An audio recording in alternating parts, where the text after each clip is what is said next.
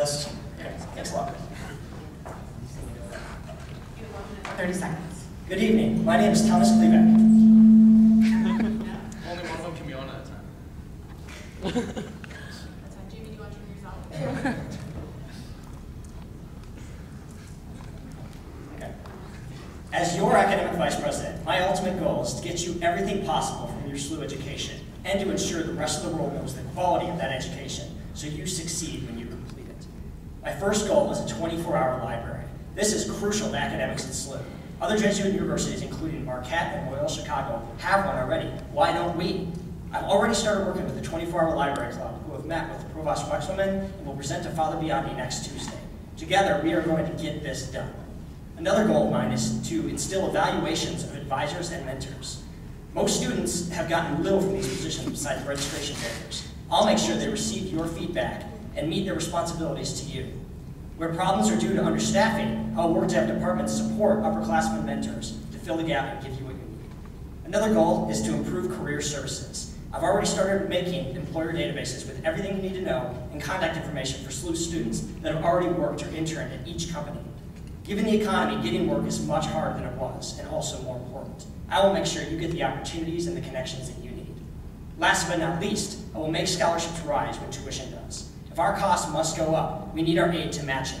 Current administration has said that it's doable, and I will do everything to see that it happens for you. I ask for the opportunity to make SLU the best Jesuit university in the country. I ask for your vote. Thank you. Thank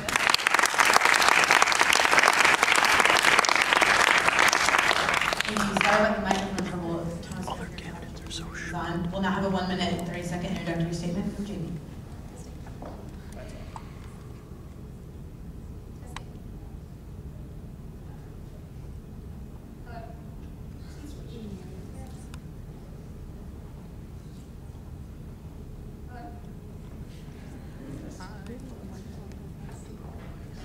Just speak loud. There's only 30 people in the room. Good evening. My name is Jamie James, and I'm running for the position of Academic Vice President of SGA. As I look out into the crowd before me, I see future doctors, lawyers, businessmen, social workers, and other professionals, but more importantly, I see strong minds. I want to be your Academic Vice President because I want to take the initiative to provide a more problem-free avenue for these great minds to succeed in. There are so many issues in academics that need to be looked at. The first step that we need to take is to stop complaining only to one another about these issues and start talking to the administration. If elected, I plan to promote my 3-level academic platform. Level 1 deals with maintenance items around campus, including allocating for a second med-campus shuttle, investigating the problems in the ESL classes, clarifying transcripts, and reevaluating scholar programs. The second level deals with new ideas, such as getting a degree audit system and expanding the tutoring center. The final level of my platform is where all our ideas come together, a book rental system that we can start now by convincing faculty to reuse the same textbooks after years. My platform offers goals that are new and plausible. I want to put the quality of education first. SLU has a reputation for being great in academics, and it's time we receive the benefit of that. This starts with talks from you.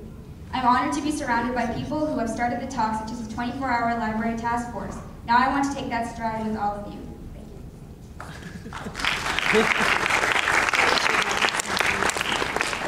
Sorry about that. Okay, we will now begin our questioning from Susan.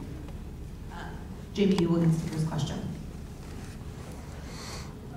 Jamie, first question. The number of residential learning communities have been increasing, which allows more students to have the opportunity to join a learning community in residence halls. What are your thoughts on this opportunity for first-year students, as well as any ideas for new learning communities for the future? Can everyone hear me? Okay. Yes. I think that the residence communities are a great idea. I'm actually glad you asked me that because I, along with Rachel, we were talking about maybe starting communities for international students as well to help them get adjusted. It's because we really support this program. We think it's a very good way for freshmen to meet people, and we like for international students to take advantage of that as well. We think it would make things a lot easier since these students come overseas to come get an education here. It'll make their quality of life at school a lot better. Yes, I do.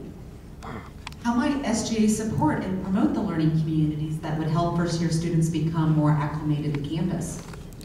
I think one thing that SGA could do is kind of promoting more like RHA has a very good presence on SGA right now, and I think kind of promoting more the learning communities within that.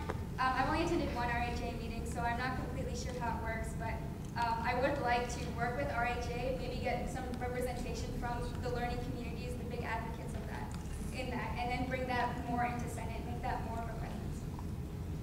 Thank you, Jamie. Thomas will now have I'll repeat the first question. The number of residential learning communities have been increasing, which allows more students to have the opportunity to join a learning community in the residence halls. What are your thoughts on this opportunity for first-year students, as well as any ideas for new learning communities for the future? Thank you for the question. I think that learning communities are a fantastic part of our residential system. I'm definitely a proponent of increasing them as much as we can. I think a big benefit for our ticket is that one of my running mates, Robert Melee, was actually an RA last year in one of these learning communities. He got a lot of experience from that, and he is able to contribute a lot of that experience to our ticket and what we're going to do with learning communities next year. So can you speak about how might SGA support and promote learning communities to help first-year students become more acclimated to campus? Absolutely. I think that SGA could create some surveys and more kind of an outreach for people to get into these learning communities, because really I don't think that they're big enough.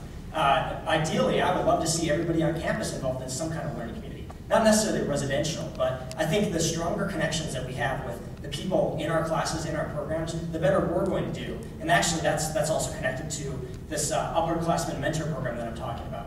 We definitely need to fill in for any places that the current staff administrators can't, for instance, with advisors and mentors. So I would say, SGA could help a lot by making these surveys, outreaching, perhaps starting some committees to make sure that everyone who has any interest at all can get involved.